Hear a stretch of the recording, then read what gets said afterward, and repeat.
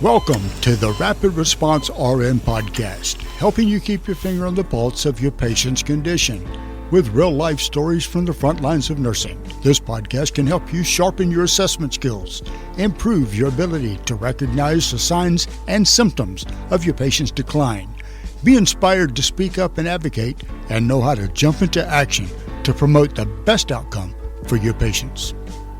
Hey everybody, I'm your host, Sarah Lorenzini, a rapid response nurse and educator who loves telling stories to teach critical thinking. On today's episode, we're going to talk about how I keep my cool when the patient is crashing. So first off, I just want to say thank you to everyone who has emailed or messaged me on Facebook or called or texted to say how much you appreciate this show. It warms my educator heart to know that the content is helpful and inspiring. Thank you so much to those of you that have left reviews or shared it with your friends. This really means a lot to me. Thank you, thank you, thank you. Simplecast, the podcast hosting service that I use, shows me where downloads come from. And I am just so humbled to see that people are listening to the podcast all over the world. What? I never expected this to spread so quickly. But I am so honored to be able to give back to the profession that has brought me so much life.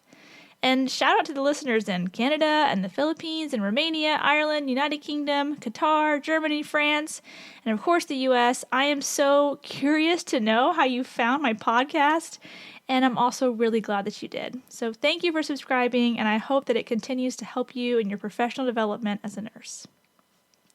One question that I get frequently is, how do you stay so calm in the middle of an emergency? Nurses tell me all the time that they just freeze, and they don't know what to do when their patient is crashing, and they forget the basics when they're overwhelmed with concern or fear for their patient's life. I get it. There are a few reasons for that and some ways to mitigate it. So instead of a patient story this episode, I want to talk about what I do internally when tensions are high and hopefully give you guys some strategies to reduce this stress reaction. Before we dive into it, there's a little bit of pathophysiology that we should review as a foundation to understanding stress reactions. You've all heard of the sympathetic nervous system and its role in the fight, flight, or freeze response to stress. The classic example is what happens to your body if you were to see a bear. You would either fight the bear, or run from the bear, or freeze, and hope that the bear goes on past you without harming you. There's a whole host of things that's happening inside your body when you are stressed or scared, and often it's not a conscious decision to fight, flight, or freeze. Your body makes a split-second decision and does what it thinks it needs to do to protect itself. The acute stress response triggers the adrenals to dump epinephrine and norepinephrine into your systemic circulation. Epinephrine makes your heart beat harder and faster, and both epinephrine and norepinephrine make your blood vessels constrict really tight and increase blood pressure. Blood is shunted away from the less vital organs like the gut and shunted towards the heart, lungs, brain, and muscles so they can perform at their best. The body holds onto glucose so it has the energy to pull from for strenuous activity. The pupils dilate so you can see better. All of this results in increased muscle strength, improved mental focus and processing, and faster response times, both physically and mentally.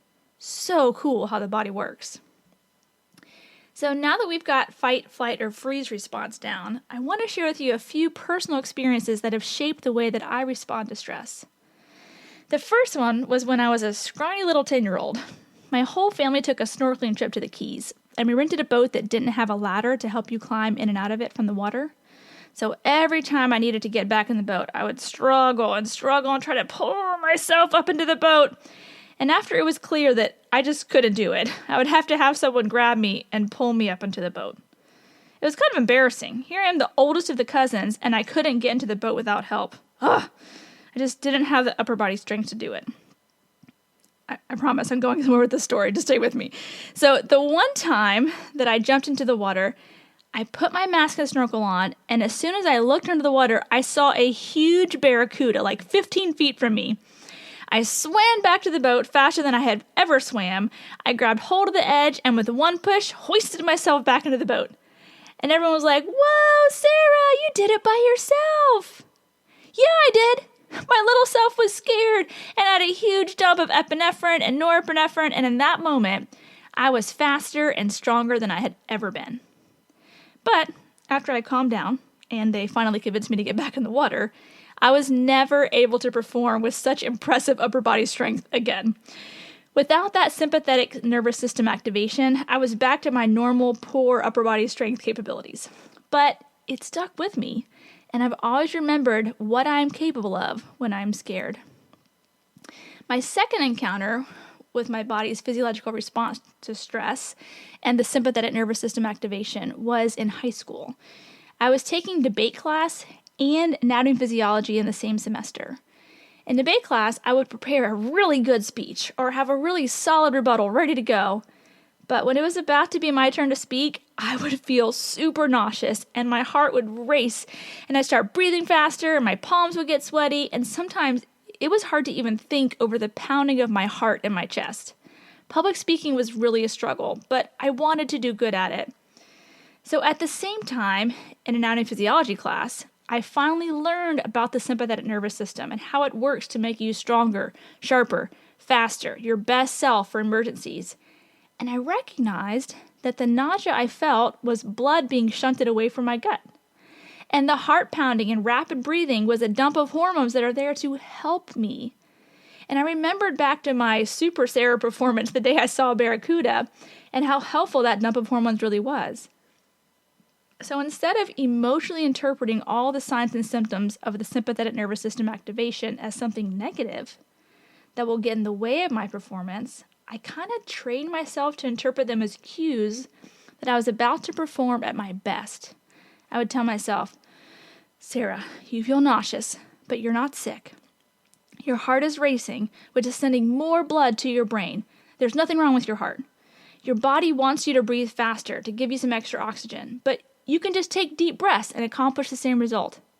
I would quiet myself internally and focus on what I needed to do or say, knowing that if I had prepared for the speech, I would be able to give it with clarity because I was not inhibited by the sympathetic nervous system activation, but it was my body supporting me. So, thanks for listening to my trip down memory lane. I hope that you can hear the parallels between responding to a barracuda and the almost equally scary sensation of having to give a speech to your high school peers, and what it's like to respond to emergencies as a nurse. Since high school, I've been really paying attention to my body and how it responds when I'm stressed and scared. And after a lot of retraining, my emotional response to interpret those symptoms as something good, now, when I feel my heart racing, I know it's go time. My patient needs me to be my best, so I tap into that sympathetic nervous system to help me use all of my senses to notice the little changes in the patient. I use that extra epinephrine pumping through my veins to help me get the patient up off the floor or complete the full 2 minutes of CPR. I know that my brain can recall the things I've studied, experienced, or even remotely heard of to help me know what to do for my patient. I truly believe that God gave us intuition and the sympathetic nervous system to help us protect ourselves and to help others. So rather than suppress it, be thankful for it, embrace it, channel it, and use it to help you provide what your patient needs. One little disclaimer about the sympathetic nervous system and trauma. I talked a lot about fight and flight and how great that is when our bodies kick into high gear to help us, but what about freeze? And what about when the sympathetic nervous system hasn't been helpful? For those of us that have experienced some sort of trauma, especially those who have had to endure repeated trauma, fight or flight wasn't always an option, and freeze may have been what your body chose to keep you safe. Often with trauma, the mind develops neural pathways and associations as a response. So for example, if during the traumatic experience, your body started activating the SNS, and you might associate those sensations of SNS activation with the negative and harmful consequences of your trauma. And if your body developed patterns of response to trauma, then you may respond in the same way now as a nurse when you feel scared or worried for your patient. I've seen some nurses fight. They get really aggressive during the emergency event, but I don't take it personally. That's just how some people have learned to respond to stress, is to fight. And I've had some nurses flight. i.e., they literally run away from the event once the rapid response team shows up. Or they freeze and they can't remember anything about their patient and they can't hear or process what anyone's saying. If any of this is ringing true for you, I guess my response would be gracious with yourself. Whatever way your body has chosen to respond to stress has been what you had to do to keep yourself safe. Don't beat yourself up about it if you snapped at someone during a code or froze up and didn't know what to do. The hope here is your mind is amazing and you can relearn new neural pathways. Sometimes mental focus and talking yourself down can help you rechannel that SNS, and sometimes it's going to require the support of a caring therapist to help you work through years of trauma and learn new ways to respond to stress. The process of learning new neural pathways takes time. Don't expect that you're going to listen to this episode, decide to change, and be as cool as a cucumber at your next cardiac arrest. Be kind to yourself. Take time for yourself. Take that lunch break. Go pee for goodness sakes. Celebrate your victories. And don't dwell on the times when you fall short. I've been working on this for 20 plus years, and I still take some mental effort to channel that SNS. Now I don't interpret the tachycardia and the little bit of shakiness in my hands as something to be afraid of like I used to. I know what's happening, and I just keep going. My biggest struggle is to speak slow enough for people to understand me. When my brain is firing on all cylinders, the words sometimes come out faster than my mouth is able to enunciate clearly. So I have to make a concerted effort to slow my communication, take the tone down a notch, and enunciate. And I still don't get it right sometimes. But I'm working on it and constantly trying to learn more about pathophysiology and pharmacology and the most up-to-date evidence-based practices, just like you're doing right now. But when tensions are high and time is of the essence, I want to have the tools in my tool belt that I need so I can pull them out to fix my patient, both mental knowledge and the physical supplies that I need for emergencies. If I got up to give a speech that I had not prepared for, or tried to swim away from the barracuda but I had never attempted to swim, I might not have been able to harness the SNS as effectively. So you can't assess what you don't know to look for. So stay on this path of growth. You owe it to yourself and your patients. So I think the biggest takeaway here for all of us is you're going to face patient emergencies at some point in your career. So start training for it now. When you feel your heart racing, know that you are your fastest, strongest self. When you feel like you just can't catch your breath, focus on slowing your breathing and filling up those alveoli with oxygen so your brain and muscles can get the oxygen they need for their big performance. This is literally what you have trained for.